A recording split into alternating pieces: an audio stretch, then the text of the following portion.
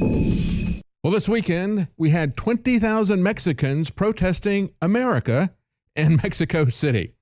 They were protesting the increased deportations, but we'll see that isn't the case, according to the foreign minister. Now, they marched to the capital of Mexico. They carried Mexican flags. Interestingly enough, they weren't carrying American flags. That would be, they'd probably get beaten if they were doing that there, but they were carrying piñatas. They had a woman who's holding up a banner. You can see here, many of the banners, most of the banners that are there are in Spanish. Maybe they should press 1 for English. Never mind. We don't really care what you think about our laws and about our foreign policy. And why don't you do the same thing there? And of course, they're saying, well, we're going to be here. We're protesting. This is a university professor in Mexico saying, we want to demonstrate to all those who suffer discrimination in the United States that we are with them. Just as the Mexican government has been telling people who are here illegally, telling their citizens who have come into our country, staying here illegally, demanding rights, demanding services that we pay for with our taxes, telling them how to subvert our laws, and then putting up piñatas of Trump and beating them. Well, you know what? America is not going to be your piñata anymore. You're not going to beat us to get the free candy. That's just not going to happen. Nevertheless, as they're saying that people are panicking here and having these demonstrations there, we've got the Mexican ambassador, foreign minister rather, saying in an interview on television that Trump's deportations are actually slightly lower than Obama's. Nevertheless, as the Daily Caller points out, there is widespread panic amongst the liberals, being fed by people like the Washington Post, who say fear and panic have gripped America's immigrant community as reports circulate that federal agents have become newly aggressive under President Trump. This is being echoed by the Chicago Tribune. It's being echoed by Amnesty International, by the ACLU, etc. They're creating this meme. And so now we see here in Austin, we have the Austin Teachers Union. You know, Austin is now a sanctuary city, just as Dallas and Houston have declared themselves to be sanctuary cities in defiance of the governor as well as the president. We now have the Austin Teachers Union handing out a flyer. What to do if ICE comes to your door. They're handing this out to the students who, many of them are here illegally, getting free educations that the Mexican government will not pay for their citizens, but tell them to come to America and we'll help you get a free education at the expense of the American taxpayer. They're dreamers. Our dream used to be having an American home. That used to be the American dream. But now that's going to be sacrificed for the dreams of people who aren't even citizens in our country. They say the labor group is Education Austin, and the flyers were United We Dream. There you go. They have their dream. What to do when ICE comes to your door.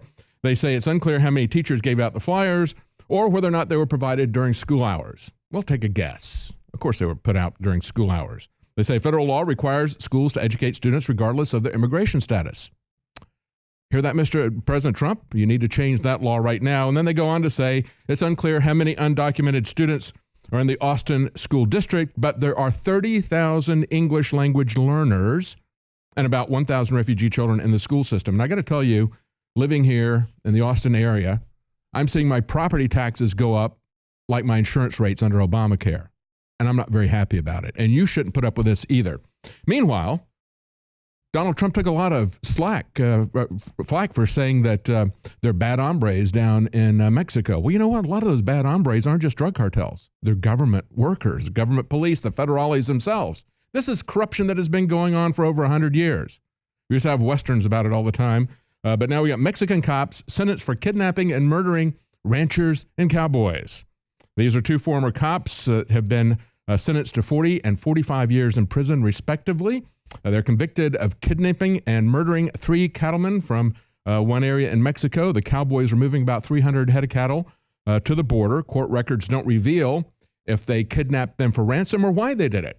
However, what they did to the 3 cowboys that were killed, they discovered the bodies and the victims inside a vehicle. The victims had been handcuffed and shot in the head. So you see, we don't want that kind of corruption coming to America.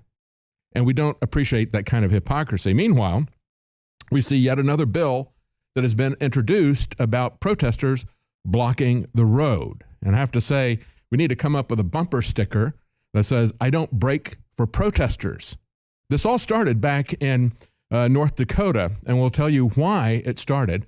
And I had a poll about it. About 11,000 people took a poll on my Twitter account on this, and most people don't agree that it's okay to block the road with your bodies. But of course, this started in North Dakota.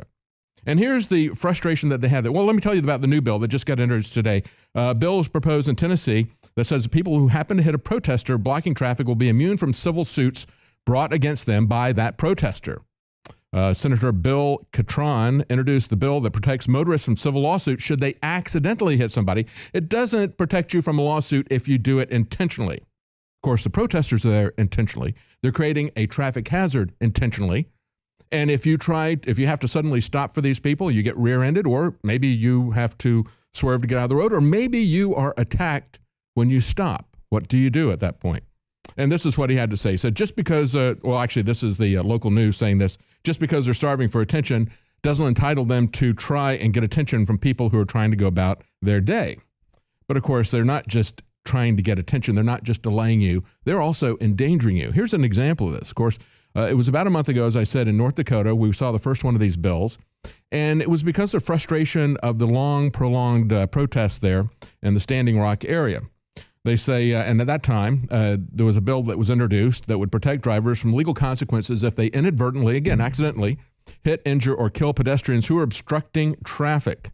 They say the legislation at the time, a month ago, was a direct response to the massive protests that had shut down a nearby highway, listen to this, for months this was going on, and stalled construction of a pipeline to carry crude oil. Okay, and I have to say to the people that are there, when you do this for months, you are not winning the hearts and minds. As a matter of fact, you're not winning anything. You're losing. You're losers, because they said, regardless of where people stand, and this is the Washington Post reported at the time, they said regardless of where these legislators stand on this pipeline, whether they support it or oppose it, they're sick and tired of these protesters. All of us are sick and tired of them. And so they said this has gone on for over a year. And in this Washington Post story, they talk about how the mother-in-law of this legislator inspired him to do this bill. And here's what he had to say. He said, this bill is not about oil. We're ranchers. We're conservationists. But he said there's a fine line between protesting and terrorism, and what we're dealing with was terrorism out there. Drivers who were legally doing their business or just going home, all of a sudden they're in a situation that they don't want to be in. And you know, as you've seen these protesters everywhere that George Soros organizes, that they get very violent. And that's why he's saying this actually was terrorizing.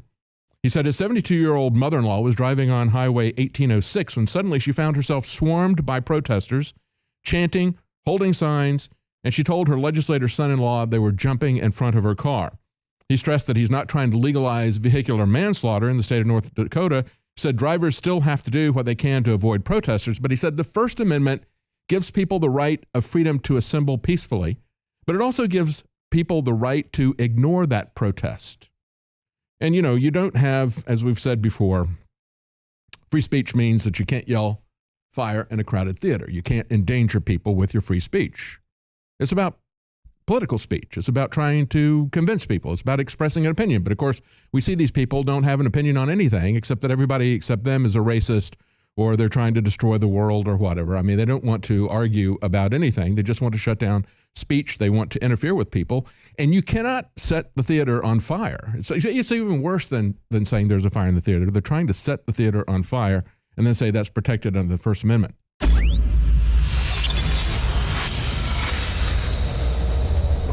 In case you haven't heard, InfoWars has become the most influential media outlet in America. We're making freedom go viral. And now we are proud to announce a new weapon in the epic battle against the globalists. InfoWars Prime, where you can watch live high-definition feeds of The Alex Jones Show, plus exclusive insider videos from the InfoWars crew and behind-the-scenes action. Go to Infowars.com/app and download today. InfoWars Prime is available right now for your iPhone or Android. You will have access to exclusive videos that you can't see anywhere else. And that means live coverage of events and breaking news on location as it happens. You can also take advantage of amazing deals from the InfoWars store that are only available for InfoWars Prime subscribers. That's InfoWars Prime at Infowars.com/app. And if you can hear my voice, you are the resistance.